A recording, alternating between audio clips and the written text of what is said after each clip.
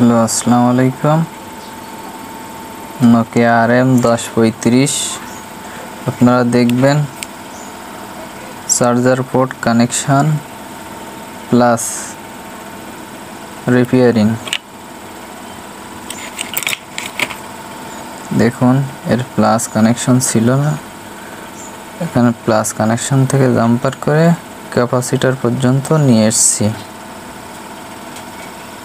বাস এইখান থেকে এবার হচ্ছে। বন্ধুরা এবার দেখুন इतनी बड़ा है अभी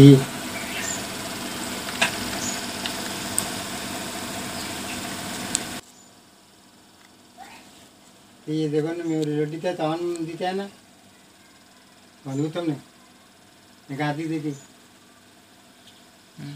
बहुत ठंडा দেখুন বন্ধুরা এবার চার্জ নিয়েছে।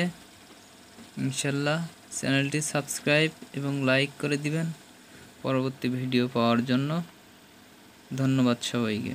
ভিডিওটা ভালো লাগলে লাইক করার পাশাপাশি শেয়ার করতেও ভুলবেন না। আর চ্যানেলটি সাবস্ক্রাইব করা না থাকলে এখনই সাবস্ক্রাইব করে দিন।